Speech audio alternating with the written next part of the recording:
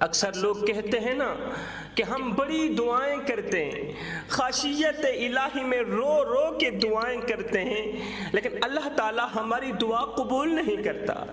عرصہ دراز سے مانگی گئی دعا آج تک قبول نہ ہوئی، آخر کیا وجہ ہے؟ اللہ کے رسول جناب حضرت محمد مصطفیٰ صلی اللہ علیہ وسلم نے فرمایا، صحابہ، او میرے صحابہ، دو لوگوں کی دعائیں قبول نہیں ہوتی، چاہے یہ لوگ جتنی نمازیں پڑھ لیں، کتنی عبادات کر لیں، لیکن جب یہ دعا کرتے ہیں اللہ تعالیٰ ان کی دعا ان کے منہ پہ مار کے رکھ دیتا ہے، قبول نہیں کرتا۔ دنیا میں دو بدقسمت لوگ، بدبخت لوگ ایسے رہتے ہیں، یہ نماز پڑھنے کے بعد بھی دعا کرتے ہیں، اللہ قبول نہیں کرتا، حج کرنے کے بعد بھی دعا کرتے ہیں، اللہ قبول نہیں کرتا، ہر نیک کام کرنے کے بعد بھی جب یہ دعا کرتے ہیں اللہ قبول نہیں کرتا۔ صحابہ کرام نے دست ادب کو جوڑ کر عرض کیا، یا رسول اللہ، قربان جائیں آپ کے نام پر، آپ کی شان پر، آقا، آخر وہ کون سے دو بدقسمت لوگ ہیں جن کی کوئی بھی دعا قبول نہیں ہوتی؟ میرے نبی نے فرمایا، وہ دو بدقسمت لوگ، نمبر ایک، حرام کا لقمہ کھانے والا، حرام کا لقمہ کھانے والا۔ صحابہ کرام نے عرض کی، یا رسول اللہ، دوسرا کون سا بدقسمت انسان ہے جس کی دعا قبول نہیں ہوتی؟ فرمایا، پہلا حرام کا لقمہ کھانے والا، دوسرا حرام لباس اختیار کرنے والا، حرام لباس پہننے والا۔ آج بہت سے مسلمان نمازی حاجی بڑی بڑی دینی خدمات میں لگے ہوئے ہیں، لیکن حرام سے بچنے کا اہتمام نہیں کرتے، حرام سے بچنے کی کوشش نہیں کرتے، حرام حلال مکس کیا ہوا ہے۔ ایک بزرگ کہیں جا رہے تھے، راستے میں سے ایک شخص نے نہایت ہی اصرار سے عرض کیا کہ میرے ساتھ بیٹھ کے آپ کھانا کھائیں۔ بزرگ نے اس کی یہ دعوت قبول کی، اس کے ساتھ بیٹھ کے کھانا کھا لیا، پھر آگے چل پڑے، سفر کو جا رہے تھے، آگے چل پڑے۔ کچھ دور جانے کے بعد یہ بزرگ اپنا راستہ بھٹک گیا، کافی کوشش کے باوجود بھی ان کو راستے کا علم نہ ہوا، بار بار اللہ سے دعا کی، یا اللہ، مجھے اس پریشانی سے نکال دے، مجھے راستہ یاد دلوا، مولا مجھے اس مصیبت سے بچا لے، اگر راستہ یاد نہ آیا تو میں کہاں جاؤں گا؟ لیکن اس کی دعا قبول نہ ہوئی۔ بزرگ بڑے پریشان ہوئے، جنگل کا بیابان راستہ، رات کا تاریک ماحول، وحشت ناک سناٹا، مگر راہیں بند ہیں، کوئی راستہ نظر نہیں آ رہا۔ اس بزرگ نے دیکھا کہ راستے میں سے ایک چراغ جل رہا ہے، جس کی روشنی میں بیٹھا ایک شخص عبادت میں مصروف ہے۔ ایک اللہ والا چراغ کی روشنی جلا کے عبادت میں مصروف ہے۔ یہ بزرگ اس اللہ والے کے قریب گیا، پوچھا، اے اللہ والے، میں راستہ بھٹک گیا ہوں، لیکن اللہ تعالیٰ میری دعا قبول نہیں کر رہا، میں دعا کر رہا ہوں، یا اللہ مجھے راستے کا علم عطا فرما، لیکن اللہ تعالیٰ میری دعا قبول نہیں کر رہا، آخر مجھ سے کون سی ایسی خطا ہو گئی کہ اللہ میری دعا قبول نہیں کر رہا؟ کیا میں اللہ کا بندہ نہیں ہوں؟ میں نے کون سا ایسا گناہ کیا، کون سا ایسا جرم کیا جس کی سزا اللہ نے یہ دی کہ میری سن بھی نہیں رہا؟ اس اللہ والے نے پوچھا، راستے میں سے آپ نے کہیں کچھ کھایا ہے؟ کہیں کچھ کھایا تھا راستے میں آپ نے؟ کہا، فلاں کی دعوت پر میں نے اس کے ساتھ بیٹھ کے کھانا تناول کیا۔ یہ سنتے ہی وہ اللہ والا رونے لگا، کہا، او نادان، وہ شخص سود خور تھا جس نے آپ کو سود خوری کے حرام پیسوں سے کھانا کھلایا۔ جس انسان کے ساتھ بیٹھ کے آپ نے کھانا کھایا وہ تو سود خور تھا، سود خوری کے حرام پیسوں سے اس نے آپ کو کھانا کھلایا۔ کیونکہ رسول اللہ صلی اللہ علیہ وسلم نے فرمایا، جس کے پیٹ میں اس کی زبان کے ذریعے حرام کا ایک لقمہ بھی چلا گیا، اس زبان سے کی گئی دعا قبول نہیں ہوگی۔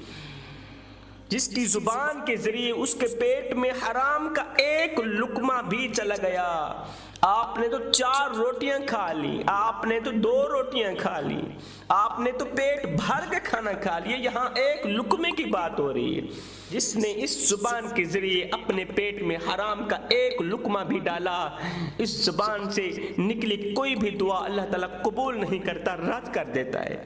میرے نبی نے فرمایا دوسرے لوگ حرام کا لباس پہننے والے، حرام کا لباس پہننے والوں کی دعا بھی قبول نہیں ہوتی، یا تو وہ حرام کے پیسوں سے اپنا لباس خریدتے ہیں یا پھر اپنی حلال کمائی سے خریدے گئے لباس کو حرام کر دیتے ہیں۔ اس میں عورتوں مردوں دونوں کے لیے ایک سبق ہے۔ جو عورتیں مرد معاشرے میں گندگی پھیلاتے ہیں، بے حیائی پھیلاتے ہیں، یا تنہائی میں جب ایک عورت مرد سے گناہ کے لیے ملتی ہے، زنا کے لیے ملتی ہے، غیر محرم مرد کا غیر محرم عورت کے ساتھ جو ملاپ ہے دونوں کے لباس کو حرام کر دیتا ہے۔ غیر محرم مرد غیر محرم عورت کا جو آپس میں ملاپ ہوتا ہے نا، راتوں کی تنہائیوں میں اٹھ اٹھ کے یہ گناہ کرتے ہیں، یہ عمل دونوں کے لباس کو حرام کر دیتا ہے۔ جس لباس کے ساتھ تم نے زنا جیسا بہت بڑا گناہ کیا، پھر وہی لباس پہن کر تم اللہ سے دعا مانگو، یہ کیسے قبول ہوگی؟ اللہ تعالیٰ تمہاری دعا کیسے قبول کرے گا؟ جس لباس کے ساتھ تم نے زنا کیا، گناہ کیا، جس لباس کو گندا کیا، حرام کیا، بہت بڑا گناہ کیا نا، پھر وہی لباس پہن کر تم اللہ سے مانگتے ہو، اللہ تعالیٰ تمہیں کیسے عطا کرے؟ تمہاری دعا کیسے قبول ہو؟ جو لباس پہن کے تم نے کسی غریب کا حق مارا، اسی لباس میں پڑھی گئی نماز کیسے قبول ہو؟ یاد رہے جوانو، حرام مال سے بنے گھر کبھی آباد نہیں ہو سکتے۔ نافرمانی کی زندگی گزارنے والا، گناہوں کی زندگی گزارنے والا، غفلت کی زندگی گزارنے والا شخص کبھی بھی چین کی نیند نہیں سو سکتا، کبھی بھی سکون کی نیند نہیں سو سکتا۔ جوانو، اللہ کی فرمانی میں تباہی کے سوا کچھ بھی نہیں ہے، ہلاکت کے سوا کچھ بھی نہیں ہے۔ میرا اللہ فرماتا ہے جو میری یاد سے منہ مول لے گا تو میں اس کے سینے کو بند کر کے رکھ دوں گا، جو میری یاد سے منہ مول لے گا میں اس کے سینے کو تنگ کر کے رکھ دوں گا، اس کے سینے میں گھٹن سی پیدا کر دوں گا۔ جب تمہارے سینے میں گھٹن پیدا ہوگی تو یاد رکھنا پھر کوئی صورت، کوئی مورت، کوئی رنگ، کوئی روپ تمہارے دل کو نہیں بہلا سکے گا، بلکہ اس گھٹن کو، اس سینے میں لگی آگ کو صرف اللہ کی اطاعت کا ٹھنڈا پانی ہی بجھا سکتا ہے۔ جوانو، او نادانو، اگر سکون چاہتے ہو، اطمینان چاہتے ہو، قرار چاہتے ہو، اگر چاہتے ہو کہ تمہاری ہر ایک دعا قبول ہو، ایک منٹ کے اندر اندر ہر ایک دعا قبول ہو، تو پھر آ جاؤ اللہ کی یاد کی ٹھنڈی چھاؤں میں، آ جاؤ، بیٹھ جاؤ اللہ کی یاد کی ٹھنڈی چھاؤں میں۔ اللہ کی یاد کی ٹھنڈی چھاؤں میں بیٹھ کے تمہیں سکون ملے گا، راحت ملے گی، یہاں سے نکلے گی دعا بعد میں قبول پہلے ہوگی۔ اس لیے میں کہتا ہوں حرام سے بچو، حرام کے لقمے سے بچو۔ جو شخص اپنی اولاد کو حرام کا لقمہ کھلاتا ہے، اس کی اولاد کی آنکھوں میں حیا ختم ہو جاتی ہے، غیرت ختم ہو جاتی ہے، پھر ان کا ہر ایک اٹھنے والا قدم گناہوں کی طرف جاتا ہے، بے حیائی کی طرف جاتا ہے، بے غیرتی کی طرف جاتا ہے۔ ہاتھ جوڑ کے عرضی کر رہا ہوں میرے بھائیوں، جو شاید آپ لوگوں کو جھنجھوڑ کر رکھ دے، یہ وہ سچ ہے جسے جاننا کوئی بھی شخص پسند نہیں کرتا، کیونکہ یہ کڑوی حقیقت ہے، اور کڑوی حقیقت ویسے بھی کوئی بھی سننا گوارا نہیں کرتا۔ میں کہنا چاہتا ہوں وہ ماں جنہیں ہم اکثر اپنی مصروف زندگی میں بھول جاتے ہیں، جن کے چہرے پر پڑنے والی پریشانی کی لکیریں ہمیں نظر نہیں آتی، جن کے دکھ بھرے دل کی آواز ہمیں سنائی نہیں دیتی۔ جوانو، یہ وہ ماں ہے جس نے تمہیں اپنی کوکھ میں 9 مہینے رکھا، اپنی نیندیں قربان کی، اپنی بھوک پیاس بھلا کر تمہیں سینے سے لگایا۔ یہ وہ ماں ہے جو اپنے جسم پر ایک چادر ڈال کر ساری رات جاگتی رہی، تو آرام سے سو سکے، تو آرام کر سکے، مگر آج وہی ماں دروازے پر کھڑی تیری راہ تک رہی ہے۔ وہ سوچتی ہے کہ شاید آج اس کا بیٹا آ جائے، شاید آج اس کا بیٹا آ کر کہے ماں مجھے تیری اشد ضرورت ہے، مگر افسوس آج کے نوجوان کو ماں باپ سے زیادہ دنیا عزیز ہے، آج کے نوجوان کو ماں باپ سے زیادہ دوست عزیز ہیں، اپنی مصروفیت عزیز ہے، اپنا کاروبار عزیز ہے، ماں باپ سے زیادہ پیسہ عزیز ہے، بزنس عزیز ہے۔ وہ کاروبار کی آڑ میں آ کر اپنے ماں باپ کو بھول چکے ہیں، اپنے ماں باپ کو وقت نہیں دے پا رہے۔ حضرت سیدنا علی المرتضیٰ شیر خدا نے فرمایا تھا زندگی میں کبھی فرصت ملے تو اپنے بوڑھے والدین کے ساتھ بیٹھ جایا کرو، ان سے ان کا حال چال پوچھ لیا کرو۔ قسم ہے اللہ پاک کی، کل قیامت کے دن بوڑھے والدین کے ساتھ گزرا وقت تمہاری بخشش کا ذریعہ بنے گا۔ ہائے وہ باپ جس نے سخت دھوپ میں محنت کی، اپنی ہڈیاں گلا کر تیرے خواب پورے کیے، وہ باپ جس نے اپنی پرانی جوتیاں پہن کر تجھے اچھے کپڑے دلائے، جو خود فاقے کر کے تیرا پیٹ بھرتا رہا، خود بھوکا رہا تجھے کھلاتا رہا، خود پیاسا رہا تجھے پلاتا رہا، اپنی رگوں سے خون نکالتا رہا تیری رگوں میں ڈالتا رہا، اپنے منہ سے روٹی کے نوالے نکالتا رہا تیرے منہ میں ڈالتا رہا، جس نے اپنے بازو کی طاقت سے تجھے مضبوط بنایا، طاقتور بنایا، مگر آج وہ باپ کسی کونے میں بیٹھا تیرے انتظار میں آنکھیں بچھائے بیٹھا ہے، لیکن تجھے پرواہ ہی نہیں، تیرا ضمیر مر چکا ہے۔ آج وہ باپ کسی کونے میں بیٹھ کر شدت سے تیرا انتظار کر رہا ہے، آنکھیں بچھائے بیٹھا ہے، پلکیں بچھائے بیٹھا ہے، لیکن تجھے پرواہ ہی نہیں ہے۔ باپ رو رہا ہے، راتوں کی تنہائیوں کو گلے لگا لگا کر باپ کو نیند نہیں آتی، اس کا دل بے چین رہتا ہے، دل بے قرار رہتا ہے، مگر تجھے پرواہ ہی نہیں ہے۔ باپ کو روتا دیکھ کر بھی اگر تجھے پرواہ نہیں ہوتی، باپ کو پریشان حال دیکھ کر بھی اگر تجھے پرواہ نہیں ہوتی، تو سمجھ لے تو اس وقت اللہ کے قہر میں مبتلا ہے، تیرے اوپر اللہ تعالیٰ سخت ناراض ہے، یہ ہو بھی نہیں سکتا اللہ راضی ہو اور بندہ پریشان حال باپ کو دیکھ کر اس سے اس کا حال نہ پوچھے، اس کی پریشانی دور نہ کرے، یہ ہو بھی نہیں سکتا۔ جب ماں کسی غیر کو آنکھوں سے نکلے آنسوں کے ساتھ یہ کہتی ہے نا کہ میرا بیٹا مجھے چھوڑ گیا، جب ماں یہ جملہ بولتی ہے نا کہ میرا بیٹا مجھے چھوڑ گیا، تو قسم ہے اللہ پاک کی زمین کانپ اٹھتی ہے، یہ جملہ سنتے ہی آسمان لرز اٹھتا ہے اور ماں کی دعا سیدھی عرش پر جا لگتی ہے۔ جوانوں او غفلت میں ڈوبے نوجوانوں، ابھی وقت ہے جا کے ماں باپ کو منا لو، ابھی وہ زندہ ہیں، ابھی دیر نہیں ہوئی۔ اگر تمہارے ماں باپ زندہ ہیں تو جنت کے دروازے تمہارے سامنے کھلے ہوئے ہیں، جنت کے دروازے کھلے ہوئے ہیں، ابھی جا کر ان کے قدموں کو چوم لو، ان کے ہاتھ پکڑ کر معافی مانگ لو۔ قسم ہے اللہ پاک کی، ان کے دل سے نکلی ہوئی ایک دعا تمہیں وہاں پہنچا سکتی ہے جہاں شاید تم خود کبھی نہ پہنچ سکتے۔ اور سنو میری قوم کے نوجوانوں، ماں باپ کی خدمت کرنے والا کبھی ناکام نہیں ہوتا، یہ حقیقت ہے۔ ماں باپ کی نوکری کرنے والا شخص کسی بھی میدان میں ناکام نہیں ہوتا، ماں باپ کو راضی کرنے والا کبھی پچھتاتا بھی نہیں ہے۔ آج ہی اپنی زندگی کا رخ اپنے ماں باپ کی طرف پھیر لو، ورنہ کہیں ایسا نہ ہو کہ وقت ہاتھ سے نکل جائے اور پھر تمہیں پچھتانے کے سوا کچھ نہ ملے، پھر ساری زندگی پچھتاتے رہو۔ ماں باپ کے سامنے اونچی آواز میں بات مت کیا کرو جوانوں، جس دن یہ خاموش ہو گئے نا، پھر اس دن تم ان کی آواز سننے کو ترسو گے۔ ایک چھوٹا سا بچہ تھا، معصوم سا، نازک سا، جس کی دنیا میں صرف دو سہارے تھے، چھوٹا سا بچہ تھا جس کی دنیا میں صرف دو سہارے تھے، اس کی ماں اور اس کا باپ، یہ دو سہارے، لیکن قدرت کو کچھ اور ہی منظور تھا۔ ایک دن اس معصوم بچے کی ماں سخت بیمار ہو گئی، بیمار ہوتے ہوتے بستر سے جا لگی، بستر پر لیٹ گئی۔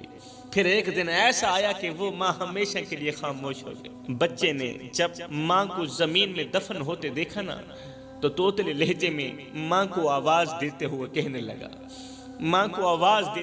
لگا، ماں مجھے بھی ساتھ لے جاتی، ماں اٹھو نا، مجھے بھوک لگی ہے، کھانے کو کچھ دے دو نا، ماں آج میں یتیم ہو گیا ہوں، مجھے یتیم مت کرو۔ تیرے سوا میرا دنیا میں اور کوئی نہیں ہے. لیکن وہ معصوم بچہ یہ نہیں جانتا تھا کہ جس ماں کے سینے سے لگ کر وہ رات کو سوتا تھا وہ ماں تو ہمیشہ کے لیے بچھڑ چکی ہے. وہ ماں ہمیشہ کے لیے خاموش ہو گئی.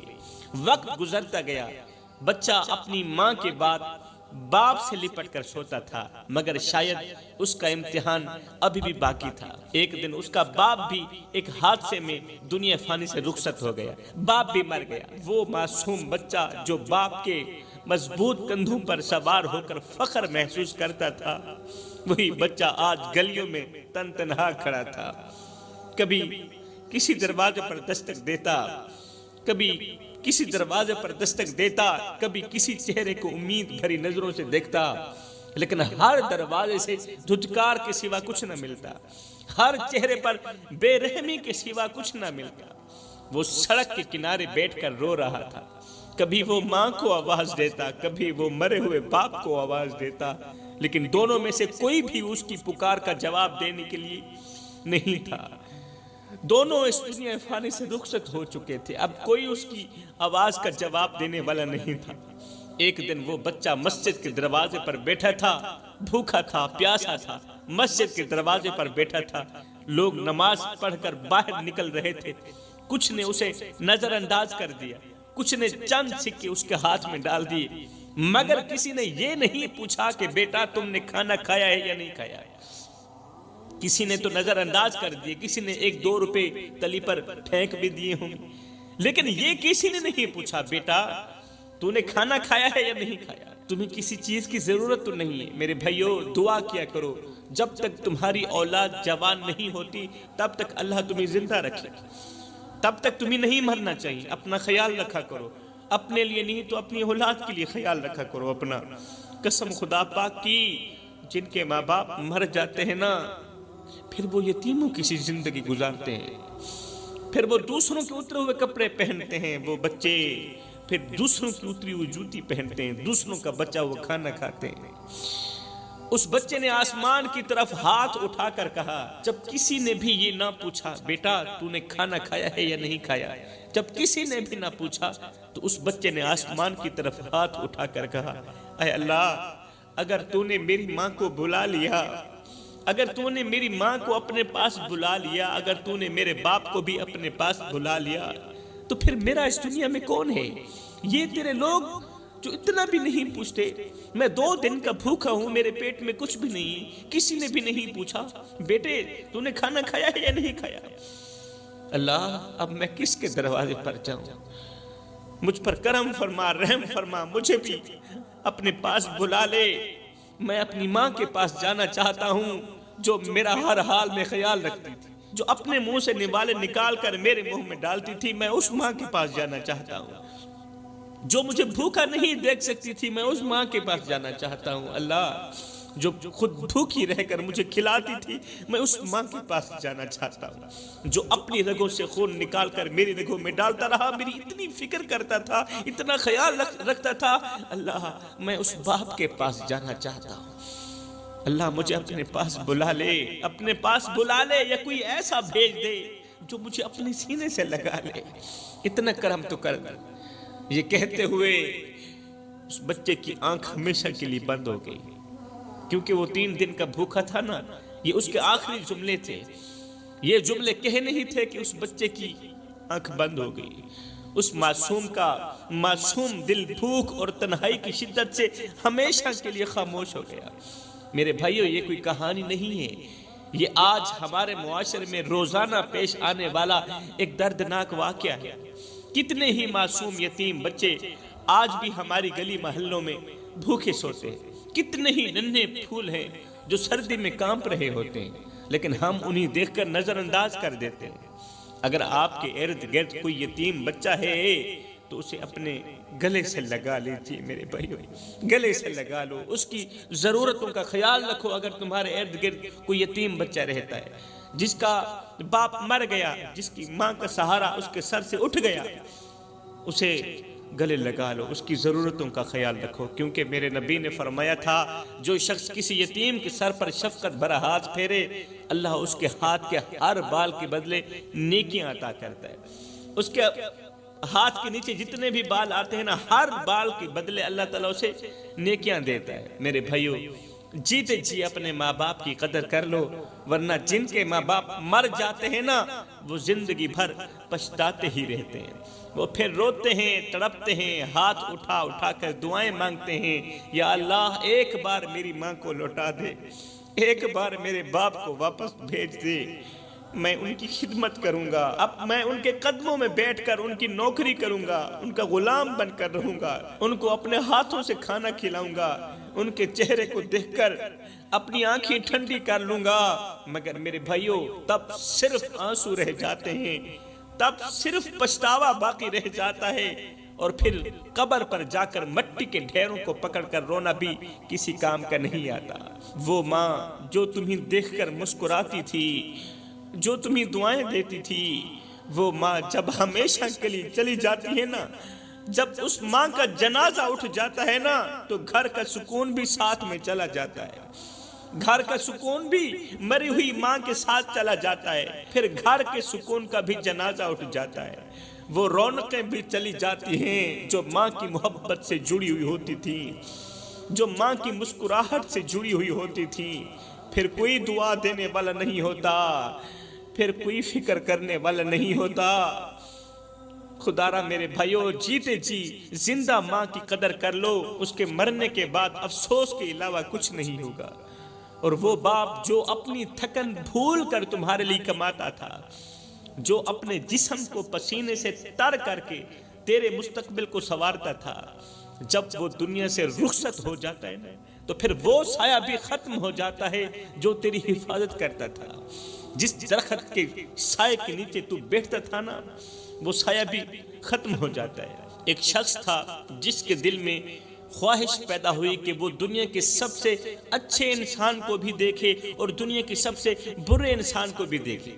وہ اچھے انسان کو بھی دیکھنا چاہتا تھا اور دنیا کے سب سے بڑے برے انسان کو بھی دیکھنا چاہتا تھا۔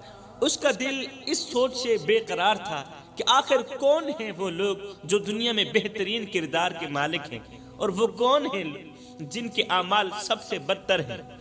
اسی تجسس کے تحت وہ شخص گھر سے باہر نکلا۔ اس نے شہر کا چپا چپا چھان مارا، نیک لوگوں کی مجلس میں بھی گیا، گنہگاروں کی محفلوں میں بھی گیا، مگر کسی پر اس کا دل مطمئن نہ ہوا۔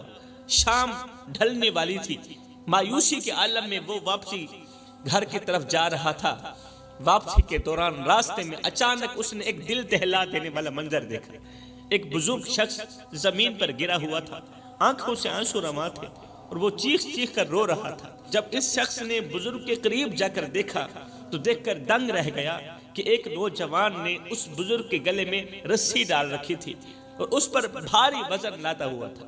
بزرگ بے بسی سے کراہ رہا تھا، رو رہا تھا، اور نوجوان انتہائی بے رحمی سے اس رسی کو کھینچتا چلا جا رہا تھا۔ یہ دیکھ کر اس شخص کے دل میں درد کی لہر دوڑ اٹھی۔ یہ نوجوان قریب گیا، غصے سے بولا، او بدبخت، تم ایک بوڑھے کے ساتھ ایسا ظالمانہ سلوک کیسے کر سکتے ہو؟ کیا تمہیں خدا کا خوف نہیں آتا؟ رسی کھینچنے والے نوجوان نے نہایت ہی بے حسی سے کہا، ارے دفع ہو جا، تمہیں پتہ نہیں یہ میرا باپ ہے، جب میرا باپ ہے تو میری مرضی جو چاہے کروں۔ یہ سنتے ہی اس مسافر شخص کے رونگٹے کھڑے ہو گئے۔ بھلا کوئی بیٹا اپنے باپ کے ساتھ اس طرح کا سلوک کر سکتا ہے؟ اس نے کہا، او نادان، تو یہ کیوں کر رہا ہے؟ تو اس رسی کھینچنے والے نوجوان نے کہا، بھائی میرے باپ نے اپنے والد کے ساتھ بھی ایسا ہی کیا تھا، میرے باپ نے اپنے باپ کے ساتھ ایسا کیا، اس کے باپ نے اپنے باپ کے ساتھ ایسا کیا، اور میں بھی وہی کر رہا ہوں، کیونکہ میں نے یہ عمل اپنے باپ سے ہی سیکھا ہے۔ میں نے جو کچھ دیکھا وہی کر رہا ہوں، اور میری اولاد بھی میرے ساتھ ایسا ہی کرے گی۔ ہائے، یہ سن کر وہ مسافر شخص کانپ گیا، اس کے رونگٹے کھڑے ہو گئے، اور وہ دل میں سوچنے لگا کہ آج میں نے دنیا کا بدترین انسان دیکھ لیا۔ وہ شخص جو اپنے والدین کے ساتھ بدترین سلوک کرتا ہے، برا سلوک کرتا ہے، وہ دنیا کا سب سے بڑا بدترین انسان ہے، اور جو اچھا سلوک کرتا ہے وہ سب سے بڑا اچھا انسان ہے۔ میرے محترم بھائیوں، والدین وہ ہستیاں ہیں جن کی خدمت دنیا کی سب سے بڑی سعادت ہے اور نافرمانی سب سے بڑی بدبختی ہے۔ آج کا المیہ یہ ہے کہ ہم نے جدید دور کی چمک دمک میں والدین کی عظمت کو بھلا دیا۔ ہم ان کے بڑھاپے میں انہیں بوجھ سمجھنے لگتے ہیں، حالانکہ یہ وہی ہستیاں ہیں جنہوں نے بچپن میں ہمیں اپنے کندھوں پر اٹھایا تھا، ہمیں محبت دی تھی، ہمیں دعائیں دی تھی۔ اگر آج ہم نے ان کے ساتھ بے رحمی کی تو یاد رکھو ہماری اولاد بھی ہمارے ساتھ ایسا ہی کرے گی، جیسی کرنی ویسی بھرنی، کیونکہ اللہ کا ترازو صرف انصاف ہی تولتا ہے۔ میں دعا کرتا ہوں اللہ ہمیں والدین کی خدمت کرنے کی توفیق عطا فرما، والدین کے ساتھ حسن سلوک کرنے کی توفیق عطا فرما۔ اللہ فرماتا ہے اور ہم نے انسان کو اپنے والدین کے ساتھ حسن سلوک کرنے کا حکم دیا، وہ ماں باپ کے سامنے اف تک بھی نہ کہیں۔